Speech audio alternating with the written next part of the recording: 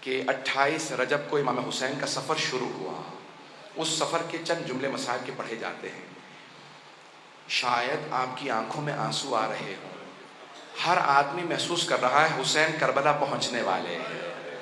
2 محرم کو پہنچے تھے نا. یہ آنکھوں میں آتے آنسو بتا رہے ہیں شاید کوئی حسین کربلا پہنچنے والے ہیں.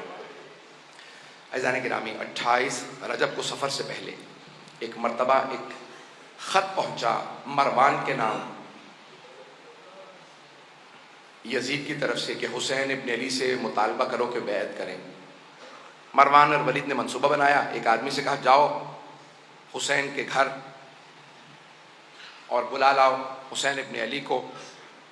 ایک آدمی آیا.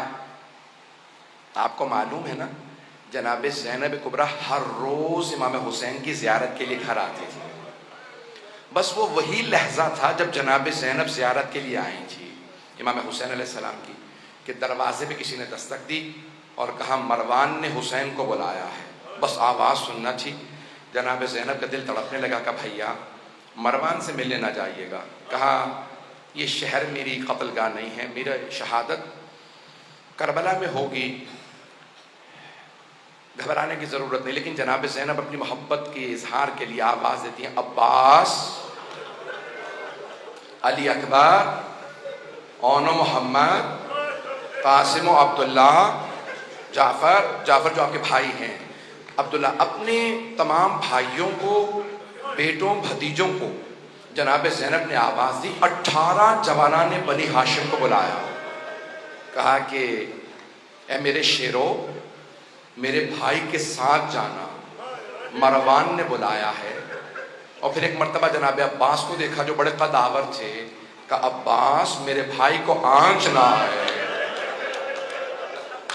جناب عباس نے کہا بی بی میرا آپ سے وعدہ ہے جب تک میری جان میں جان ہے میں مولا حسین پہ کوئی آنچ نہیں آنے دوں گا. چلے جناب سید الشہداء. کتنے جوان ہیں؟ 18 جوانان نے بنی ہاشم ساتھ. کیا کیا؟ سب نے تلواریں حمائل کر لی اور ایک مرتبہ چلے. جب پہنچے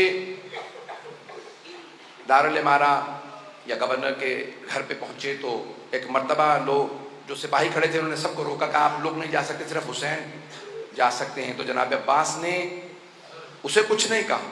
جناب سید الشہداء کی طرف دیکھا. مولا اجازت ہے میں آ جاؤں؟ مولا حسین نے کہا نہیں عباس یہیں رک جائیے. اے میرے شیر اگر میری آواز بلند ہو تو آ جائیے گا. جناب سید الشہداء اندر تشریف لے گئے. مروان نے کہا کہ شام سے بری خبر آئی ہے، مسلمانوں کے خلیفہ معاویہ مر گئے ہیں اور نیا خلیفہ یزید ہے.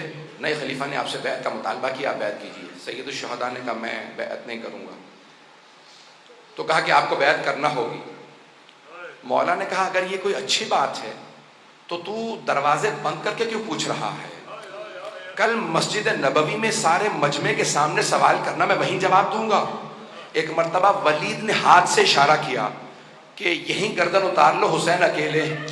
ایک مرتبہ سید الشہداء کو جلال آیا کہ یبن الزرقاء، اور نیلگوں نین رکھنے والی عورت کے بیٹے. اس کی ماں بدکارہ تھی. امام نے اس کی ماں کا نام لے کے کہا انت تقتلنی ام ہوا، تو میرا قتل کرے گا یا یہ میرا قتل کرے گا؟ جب بلند آواز سے بولے نا جناب عباس کے کانوں میں آواز آئی کہ مولا جلال میں. دروازے کو دھکیلا، دیکھا دروازہ بند. آپ جانتے ہیں نا گورنروں کے ہاؤس کے بڑے بڑے دروازے ہوتے ہیں، دروازہ بڑا تھا، بند تھا. جناب عباس نے کہا علی اکبر ذرا پیچھے ہٹنا. اپنا بازو دروازے پہ مارا، دروازہ گرا دیا. دروازہ گرا کے فوراً تیزی سے اندر بڑھے، تلوار کھینچی. کہا مولا کیا حکم ہے، کس کا سر قلم کر دوں؟ مولا حسین نے سینے پہ ہاتھ رکھا. کہا عباس یہ نانا کا شہر مدینہ ہے، میں نہیں چاہتا یہاں خون بہے، تلوار واپس رکھ لیجیے. جناب عباس نے تلوار رکھی. دونوں کو دیکھا، مروان و ولید کو دیکھا. کہا اگر میرے آقا مجھے حکم دیتے میں تم دونوں کو جان سے مار دیتا، لیکن میرے مولا نے اجازت نہیں دی. میں ایک مرتبہ ہاتھ جوڑ کے کہوں گا مولا عباس، ابھی مولا حسین کی آواز کچھ بلند ہوئی تھی، آپ نے دروازہ گرا دیا.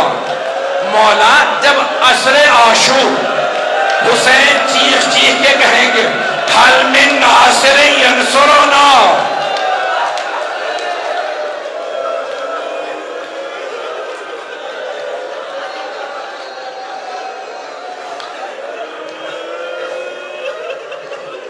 جب عصر میں آواز بلند ہوگی اے غازی عباس اس وقت کیا کیجئے گا؟